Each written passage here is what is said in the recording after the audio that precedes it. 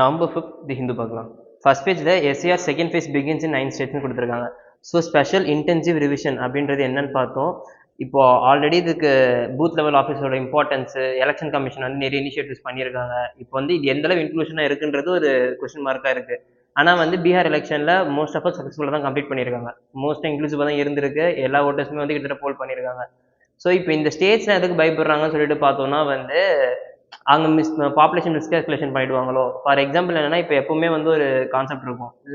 அந்த state party சென்ட்ரலில் இருக்க அந்த யூனியன் பார்ட்டி.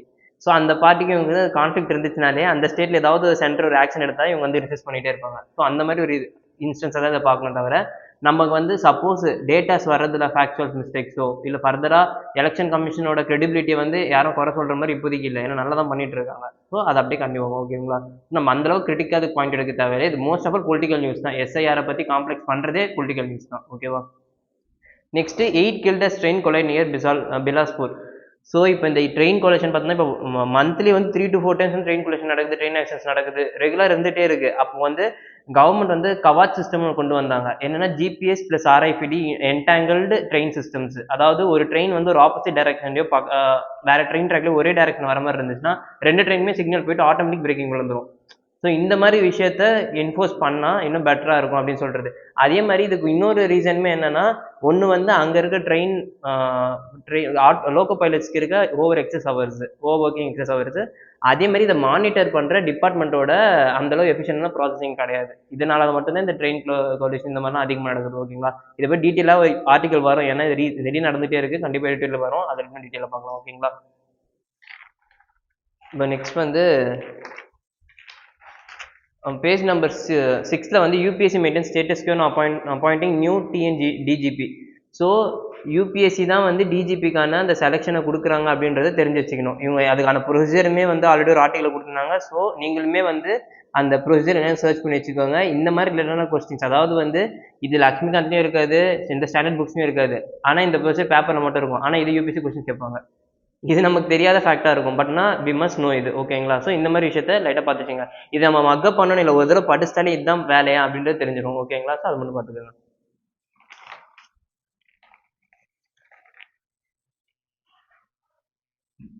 சவுத்தில் ஸோ சேம் அந்த ரிப்பீட்டட் நியூஸ் தான். SIR exercise intense voters.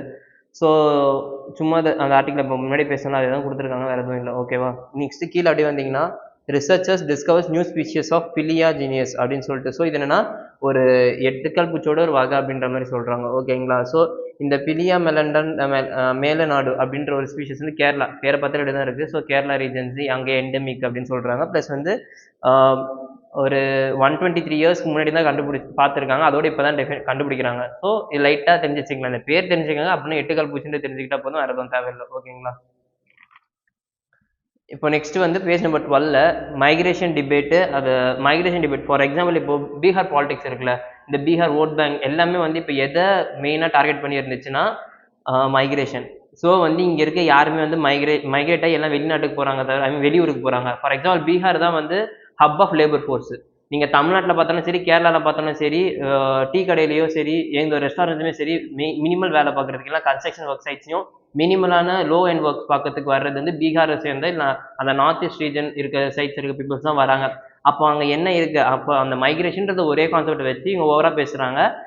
அதை வச்சே டிபேட்டும் பண்ணிட்டு இருக்காங்க. அது எந்த அளவு ரேஷனல்ன்றதும் தெரியல அப்படின்னு சொல்கிறாங்க. இப்போ அப்படியே வந்து அதுக்கு ரைட் சைடில் இருக்க Bihar electoral battle should be about land not caste alone அப்படின்னு கொடுத்துருக்காங்களா.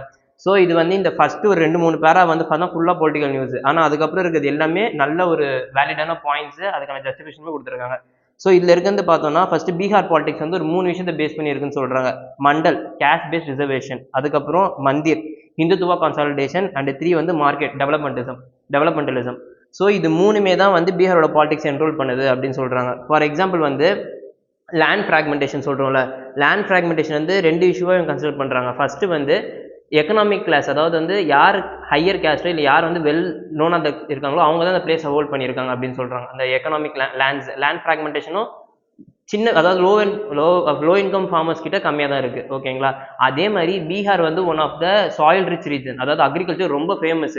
அங்கே ஃபுட் ப்ராசஸிங் கொண்டு வந்தால் இன்னும் எஃபிஷியண்டாக பண்ண முடியும், நம்ம வேஸ்டேஜஸ் கம்மி பண்ண முடியும். ஃபார் எக்ஸாம்பிள் அக்ரிகல்ச்சர்லேருந்து ஃபுட் ப்ராசஸிங் பொருள் இருக்குது, அந்த வேஸ்ட் இருக்குல்ல, அதுவுமே வந்து 20 to 30% கன்சல்டேட் பண்ணுது நம்ம இந்தியாவில். ஸோ அதையுமே கம்மி பண்ண முடியும். பட் ஆனால் அங்கே இருக்க பிளேஸை நம்ம அதுக்கு யூஸ் பண்ணுறதே இல்லை. நம்ம யூஸ் பண்ணுறது பார்த்தோம்னா வந்து மோஸ்ட்டாக அக்ரிகல்ச்சர் ரா எக்ஸ்போர்ட் பண்ணுறதுக்கு மட்டும் தான் யூஸ் பண்ணுறோம் பீகாரில் இருக்க அக்ரிகல்ச்சர் ப்ராடக்ட்ஸ். அங்கேயே ஃபுட் ப்ராசஸிங் கொண்டு வரல. ஸோ இண்டஸ்ட்ரியல் மிஸ்ஸிங்குமே அங்கே ஒரு ப்ராப்ளமாக இருக்குது. நெக்ஸ்ட் இப்போ சோஷியல் ஜஸ்டிஸ், ஃபார் எக்ஸாம்பிள் வந்து அங்கே இப்போ 1920s 1930s பீகார்லேயும் நிறைய மூவ்மெண்ட்லாம் இருந்திருக்கு. For example Triveni Sangh movement அப்படின்னு சொல்லிட்டு 1920 to 30s ஸ்டார்ட் ஆயிருக்கும். இது என்னன்னா backward class higher caste support பண்ற மூவ்மெண்ட்ஸ். இந்த டைம்ல தான் மாப்பிளா ரெபிலியன் எல்லாமே நம்ம ஊர்ல நடந்துச்சு ஓகேங்களா. இந்த 1920s பீரியட்ல அப்ப என்னன்னா லோவர் காஸ்ட் ஹையர் காஸ்ட் எடுத்து போராடின ஒரு டைம் அது. பேக்வர்ட் கிளாஸஸ்க்கு எம்பவர்மெண்ட்னு சொல்லிட்டு வாய்ஸ் கொடுத்த டைம் அது. ஸோ அதே டைம்ல பீகார்லயும் அந்த மூவ்மெண்ட்ஸ் நடந்திருக்கு. பட் ஆனால் நடந்த டைம் என்னன்னா இப்போ அவங்க ஆட்சிக்கு வந்திருப்பாங்க 1990s அவங்க எல்லாருமே பேக்வர்ட் கிளாஸஸ் தான் இருக்காங்க. பட் ஸ்டில் வந்து சோஷியல் ஜஸ்டிஸ், அதாவது social land policy land reforms எதுவுமே வந்து எஃபிஷியண்டா கொண்டு வரல. அப்போ வந்து என்னதான் வந்து நம்ம பேக்வர்ட் கிளாஸஸே வந்தாலும் அங்க இருக்க பாலிடிக்ஸ் அவங்களுமே யூஸ் பண்ணிக்கணும் தான் பாக்குறாங்க தவிர அது எஃபிஷியண்டா இன்க்ளூசிவ் டெவலப்மெண்ட்டுக்கு ப்ரொமோட் பண்ணணும்னு பார்க்க மாட்டேங்கிறாங்க. இப்போ ஸ்டில் இருக்க லேண்ட் ரிஃபார்ம்ஸ் இப்போ இப்போ வச்சிருக்க ஐடியா எல்லாமே என்ன சொல்றாங்கன்னா ஃபர்ஸ்ட் வந்து இப்போ லேண்ட் ரெஃபார்ம்ஸ் கொடுத்துட்டு இல்லை வந்து சில அக்ரிகல்ச்சர் பெனிஃபிட்ஸ் கொடுத்துட்டு மாசஸை சப்ரஸ் பண்ணுறதும் ஒரு டைப் ஆஃப் டெவலப்மெண்ட் தான். இல்லை எல்லாருக்குமே வந்து பெனிஃபிட் சேரணும்னு சொல்லிட்டு இன்க்ளூசிவ் டெவலப்மெண்ட்டும் ரீடிஸ்ட்ரிபியூட்டிவ் எக்கனாமிக் ஜஸ்டிஸுமே கொடுக்கறது ஒரு டைப் ஆஃப் டெவலப்மெண்ட் தான். நம்ம இந்தியா வந்து எதை நோக்கி போகணுன்றதை சூஸ் பண்ண போகிறது இப்போ இருக்க அங்கே பொலிட்டிக்கல் மேனிபுலேஷன்ஸ் தான் இருக்குது அப்படின்னு சொல்லிட்டு நல்லா சொல்லியிருக்காங்க. இந்த ஆர்டிகல் ஆக்சுவலாக ரொம்பவே வந்து ஒரு பொலிட்டிசைஸ்ட் ஆர்டிகல் தான். பட் ஆனால் அது உள்ள இருக்க ஃபேக்ட்ஸ் எல்லாமே வந்து ரொம்ப ரெலவெண்ட்டாக இருந்துச்சு. இப்போ சோஷியாலஜி மாதிரி ஆப்ஷன்லாம் இருந்துச்சுன்னா இப்போ இந்த ரீஜனல் டிஸ்ட்ரிபியூஷன் பாலிடிக்ஸ்னே சொல்லிட்டு ஒரு கான்செப்ட் இருக்கு. ஸோ அதுக்குலாம் இது ரொம்பவே நல்லா இருக்கும் ஆர்டிகல் ஓகேங்களா. So Trump seems more in control of Israel then Hamas. So இப்போ நம்ம பார்த்தோம் இஸ்ரேல் வந்து சும்மா அட்டாக் பண்ணிட்டு ஹமாஸ் தான் ஃபர்ஸ்ட் அட்டாக் பண்ணாங்க, நாங்கள் ரிட்டர்ன் அட்டாக் பண்ணிட்டோம் அப்படின்னு சொல்லிட்டு திருப்பி அட்டாக் பண்ணிட்டே இருக்காங்க அந்த ரீஜனை. ஸோ அப்போ என்ன இருக்குன்னா இப்போ ட்ரம்ப் வந்து என்ன அங்கே வந்து டெப்ளாய் பண்ணியிருக்காங்க என்னதுன்னா யூஏவிஸ் ட்ரோன்ஸ் எல்லாத்தையும் டெப்ளாய் பண்ணியிருக்காங்க. இப்போ டெப்ளாய் பண்ணுறது மூலியமா இஸ்ரேல் ஏதாவது ஆக்ஷன் எடுத்தா என்னோட ஆக்ஷன் அங்கே இருக்கும் அப்படின்ற மாதிரி ட்ரம்ப் சொல்லியிருக்காங்க. ஸோ இப்போ இது எல்லாமே வந்து பார்த்தோன்னா என்னன்னா இப்போ கத்தாருமே வந்து இஸ்ரேலுக்கு சப்போர்ட் தான் பேசுவாங்க. கத்தார் நியர்பையில் இருக்கு ரீஜன் இஸ்ரேலுக்கு. அவங்களுமே என்னன்னா ஹமாஸ்க்கு சப்போர்ட் பண்ணாம, ஹமாஸ்ன்றவங்க ரெபிலியன் குரூப் அவங்களுக்கு சப்போர்ட் அவங்க வந்து எதுவுமே பண்ணல அப்படின்னு சொல்றாங்க. ஆனால் வந்து அவங்க ஹாஸ்டேஜஸ் ரிலீஸ் பண்ணல இஸ்ரேல்ஸுக்கு ஓகேங்களா. இப்போ என்ன அந்த வார்னு ஒன்று முடிஞ்சாலே கொஞ்சம் ஹாஸ்டேஜஸ் இருப்பாங்க, அந்த ஹாஸ்டேஜஸ் விட்டால் தான் அந்த வார் வந்து முடியும்னு சொல்லுவாங்க. இப்போ என்ன இங்கே ஹாஸ்டேஜஸ் விட மாட்டேங்கிறாங்க. பிகாஸ் ஹமாஸ்க்கு வந்து அவங்க பீஸ்ஃபுல்லாக எந்த ரெசல்யூஷனுமே தரல, எந்த ஒரு மூவ்மெண்ட்டும் தரல. சீஸ் ஃபயர் இருந்து டெம்பரரியான ஒரு சொல்யூஷனாக தான் இருந்துச்சு. நமக்கு இதை பற்றி ஏற்கனவே நிறைய பேசியிருந்தோம். ஸோ அப்போ ஹமாஸ் என்ன கேட்குறேன், எஃபிஷியண்டாக ஒரு 20 பாயிண்ட் ப்ரோக்ராம் கொடுங்க, இந்த அளவு எங்களுக்கு வந்து அப்போ நாங்கள் ஹாஸ்டேஜஸ் திருப்பி தரோம் அப்படின்னு சொல்கிறாங்க. பட் ஆனால் வந்து அதுக்கு வந்து ஒத்துக்க மாட்டேங்கிறாங்க இஸ்ரேல் வந்து ஸ்டில் பாம்பிங் ஆக்டிவிட்டிஸ் எல்லாமே பண்ணிட்டு தான் இருக்காங்க. இப்போ ட்ரம்ப் வந்து அவங்களோட இன்ஃப்ளூயன்ஸ் யூஸ் பண்ணி டேரெக்டாக அங்கே டெப்ளாய் பண்ண பார்க்குறாங்க ஐ மீன் வந்து ட்ரோன்ஸு யூஏவிஸ் எல்லாத்தையுமே. ஸோ இப்போ பண்ணுறது மூலியமாக என்னன்னா இப்போ ஒரு பேரடாக்ஸ் கிரியேட் ஆகுது. என்னன்னு சொல்லிட்டு பார்த்தோன்னா இஸ்ரேல் வந்து மிலிட்ரி சுப்பீரியாரிட்டியாக இருக்கட்டும் எல்லாமே அவங்ககிட்ட அதிகமாக இருக்குது. அதே மாதிரி இஸ்ரேல் வந்து யூஎஸோட ஸ்கிரிப்டுக்கு ஏற்ற மாதிரி தான் டான்ஸ் ஆட வேண்டியதாக இருக்குது. பிகாஸ் வந்து அவங்கள தான் ஃபாலோ பண்ணணும், ஏன்னா அவங்க கூட தான் ஆலியில் இருக்காங்க. இப்போ யூஎஸ்க்கு அகேன்ஸ்டாக இஸ்ரேல் போச்சுன்னா அது இஸ்ரேலுக்கே டேஞ்சர். ஆனால் ஹமாஸ்ன்றவங்க அப்படி கிடையாது, அவங்க கிட்ட மிலிட்ரி சுப்பீரியாரிட்டியில் வெப்பன்ஸ் அந்த அளவு மாசாஸ் இல்லை. பட் ஆனால் அவங்கள வந்து இண்டிபெண்ட்டாக இருக்காங்க. ப்ளஸ் வந்து எந்த ஒரு பவுண்ட் அவங்களோட ஃப்ரீ ஐடியாலஜியில் இருக்காங்க, யாரையும் பவுண்ட் பண்ண தேவையில்ல. இதனால் என்ன ஆகுதுன்னா இப்போ இஸ்ரேல் வந்து நீங்கள் கண்ட்ரோல் பண்ணி வச்சிருக்கீங்க, இப்போ வந்து ஹமாஸ் வந்து எந்த அளவு ரியாக்ட் பண்ணணும் அது டேஞ்சர். அதே மாதிரி எலெக்ஷன் இப்போ நெருங்கிட்டு இருக்கு, 2000 பிரசிடென்ட் எலெக்ஷன் யூஎஸ்க்கு நெருங்கிட்டு இருக்கு. இப்போ இந்த டைம்ல சப்போஸ் ட்ரம்ப் வெளியே போயிட்டா அங்க என்ன கொஸ்டின் மார்க் நடக்கும்? அப்போ திருப்பியும் வார் ப்ரொவோக் தான் ஆக போகுது. அப்போ இதை வந்து எப்படி பேட்டில் பண்றதுன்றது ஒரு சொல்யூஷனா தரணும் அப்படின்னு சொல்லிட்டு இருக்காங்க. ஓகேவா. India forest role the future. So இதுவுமே வந்து நம்ம எப்போவுமே இந்த ஃபாரஸ்ட்டு சஸ்டைனபிள் டெவலப்மெண்ட் ஃபியூச்சர் இது மூணுத்துக்குமே இன்டர்லேட் பண்ணுற மாதிரி எப்பவுமே இருக்க தான் செய்யும் ஓகேங்களா. ஸோ இதுலேயுமே என்ன சொல்லியிருக்காங்கன்னா வந்து ஃபஸ்ட்டு க்ரீன் இந்தியா மிஷனை ரீவாம் பண்ணி புது ஸ்கீம் லான்ச் பண்ணுறாங்க. என்னன்னா 25 மில்லியன் டிகிரேடட் லேண்ட் ஃபாரஸ்ட்டை வந்து திருப்பியும் வந்து ரீஸ்டோர் பண்ணுறதாகவும், ப்ளஸ் வந்து இது எதுக்கு கான்ட்ரிபியூட்னா 3.39 பில்லியன் டன்ஸ் ஆஃப் CO2 வந்து சீக்வஸ்டேஷனுக்கு ஹெல்ப் பண்ணும். ஸோ இப்போ இது எல்லாமே வந்து ஜஸ்ட் ஃபேக்ட்ஸ், அது எல்லாமே நமக்கு ஓகே. பட் ஆனால் இப்போ ஐஐடி பாம்பேலாம் என்ன தெரியுமா சொல்கிறாங்க ரிசர்ச் கண்டுபிடிச்சதுல, இப்போ நீங்கள் ரீஸ்டோரேஷன் பண்ணுறீங்க, ஃபாரஸ்ட்டை ரீஸ்டோரேஷன் பண்ணுறீங்க, ஆனால் ஃபோட்டோசிந்தசிஸ் எபிலிட்டி அப்படின்னு சொல்கிறது கிட்டத்தட்ட 12% வந்து கம்மியாக இருக்குன்னு சொல்கிறாங்க. 12% நம்மளுக்கு பார்க்க நார்மலாக தெரியும், அதுவே ஆம்பிளிஃபை ஆயிடுச்சுன்னா எதுவுமே சொல்ல முடியாது. ஏன்னா ஃபோட்டோசிந்தசிஸ் தான் மெயின் நம்ம உயிரோட இருக்கிறதுக்கு. ஏன்னா ஆக்சிஜன் தேவைப்படும் நமக்கு. ஓகேங்களா? ஸோ இப்போ ஃபோட்டோசிந்தசிஸ் எபிலிட்டி கம்மியாகுது. அப்ப என்ன அங்க இருக்க சாயில் குவாலிட்டி கம்மியாயிட்டு இருக்குது. அங்க இருக்க பிளான்ட்ஸோட எஃபிஷியன்சி கம்மியாயிட்டு இருக்கு. அப்ப இதெல்லாம் கவுண்டர் பண்ணணும். எக்கலாஜிக் ரெசிலியன்ஸ் கொண்டு வராம, அதாவது சும்மா ஃபாரஸ்ட் ஹெக்டேர்ஸ் மட்டும் வந்து இன்க்ரீஸ் பண்ணிட்டு போறதுனாலயோ, இல்ல வந்து கனோப்பி கவர் இன்க்ரீஸ் பண்றதுனாலயோ ஒரு ஒரு ஒரு கண்ட்ரில வந்து என்விரான்மெண்டல் சஸ்டைனபிலிட்டி கொண்டு வந்துட முடியாது.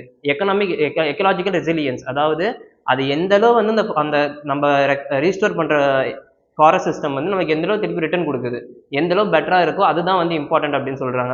இப்போ நெக்ஸ்ட் வந்து இதுலயே பார்த்தோம்னா கம்யூனிட்டி பார்ட்டிசிபேஷன் எம்பசைஸ் பண்ற மாதிரி எஃப்ஆர்ஏ ஆக்ட்ல வந்து ப்ரொவிஷன்லாம் கொடுத்துருந்தாங்க. ஃபார் எக்ஸாம்பிள் ட்ரைபல் பீப்புள்ஸ் வந்து உள்ள இருக்க அங்க இருக்க ஃபாரஸ்ட் கன்சர்வேஷன் அவங்களே பெட்டரா கம்யூனிட்டி லெட் ஃபாரஸ்ட் டெவலப்மெண்ட் அது. ஓகேங்களா? ஸோ அதுக்கு எம்பசைஸ் பண்ணியிருந்தாங்க. ஸோ சத்தீஸ்கருமே இதுக்கான ஒரு மாடல் பண்ணியிருந்தாங்க. மஹுவா ட்ரீஸ் பண்ணி வந்து மஹுவா ட்ரீஸ் பிளான் பண்ணி அங்க இருக்க ஃபாரஸ்ட் கன்சர்வேஷன் பண்ணதா இருக்கட்டும். ப்ளஸ் வந்து இந்த மாதிரி நிறைய இனிஷியேட்டிவ்ஸ் பண்ணிட்டு தான் இருக்கும். இவங்க என்ன சொல்றாங்கன்னா, ஜஸ்ட் வந்து ஒரு லேண்ட் மாஸை வந்து ஃபாரஸ்ட் லேண்டாக மாற்றுறதுனால வந்து கார்பன் சிக்ஸ்டேஷன் நடந்துடாது. அந்த ஃபாரஸ்ட்டாக மாற்றுற லேண்டு எந்த அளவு வந்து எஃபிஷியண்ட்டாக வந்து பெர்ஃபார்ம் பண்ணுது, எந்த அளவு வந்து அதால் எக்கலாஜிக்கல் சிக்னிஃபிகன்ஸ் கொடுக்க முடியுது, அதை வச்சு தான் வந்து அதோட கெப்பாசிட்டி இருக்குது அப்படின்னு சொல்கிறாங்க. ஸோ ஒரு கிரிட்டிசைஸ் பாயிண்ட்டுமே இருக்குது, ப்ளஸ் வந்து இந்தியாவோட வே ஃபார்மே இருக்குது. க்ரீன் இந்தியா மிஷன் அப்படின்றது டீட்டெயிலாக ஒரு தடவை பார்த்துக்கோங்க. ஓகேங்களா? அவ்வளோதான். நெக்ஸ்ட் வந்து ஸோ பேஜ் நம்பர் 14ல SC flags misuse of POCSO act to punish adolescent relations. So இப்போ என்னன்னா பாக்ஸ் ஆக்ட் வந்து மிஸ்யூஸ் பண்ணிட்டு இருக்காங்க. பாக்ஸ் ஆக்ட்ன்றது gender neutral act, juvenile gender neutral act அது. ஓகேங்களா? ஸோ இப்போ இது என்னன்னா, இப்போ வந்து ஃபார் எக்ஸாம்பிள் வந்து இப்போ ஃபார் ரிலேஷன்ஷிப்பில் யாராவது இருக்காங்க, ஏதாவது சில்ட்ரன்ஸ் ரிலேஷன்ஷிப்பில் இருக்காங்கன்னா இதை வந்து ஒரு பாயிண்டாக வச்சு மோஸ்ட்டாக இப்போ இந்த மாதிரி ஆக்ட்ஸ் மூலிமா வர ஆக்ட் மோஸ்ட்டாக மென்னுக்கு தான் வந்து அகேன்ஸ்டாக இருக்கும். ஓகேங்களா? ஸோ இது வந்து ஜென்ரலாகவே வந்து இந்த மாதிரி கேசஸ் அதிகமாக வருது. ஸோ இது வந்து பேட்டர் பண்ணுங்க, ரியல் இன்டென்ட் ஆஃப் பாக்ஸோன்றதை எல்லாருக்குமே தெரிவிக்கணும் அப்படின்றது சுப்ரீம் கோர்ட் வந்து ஹைலைட் பண்ணியிருக்காங்க. ஓகேங்களா? இப்போ next US hire bill could light a fire in Indian economy. So US வந்து இப்போ halting international relocation of employment ஆக்ட்னு சொல்லிட்டு ஒன்று கொண்டு வராங்க. இது மூலியமா என்னன்னா இப்போ பிஸ்னஸ் அவுட் சோர்சிங் பண்றாங்களா, இந்தியாவோட எக்கனாமி சர்வீஸ் செக்டர்ல பூட்டிங் அந்த அதிகமாக இருக்கிறதுக்கு காரணமே வந்து பிபிஓ சர்வீசஸ் தான், பிஸ்னஸ் அவுட் ப்ராசஸிங் தான்.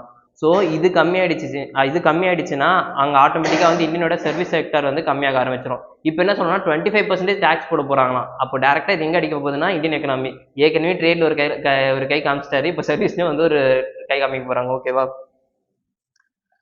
நெக்ஸ்ட் பேஜ் நம்பர் 16ல SC to review surrogacy ban on couples with one child.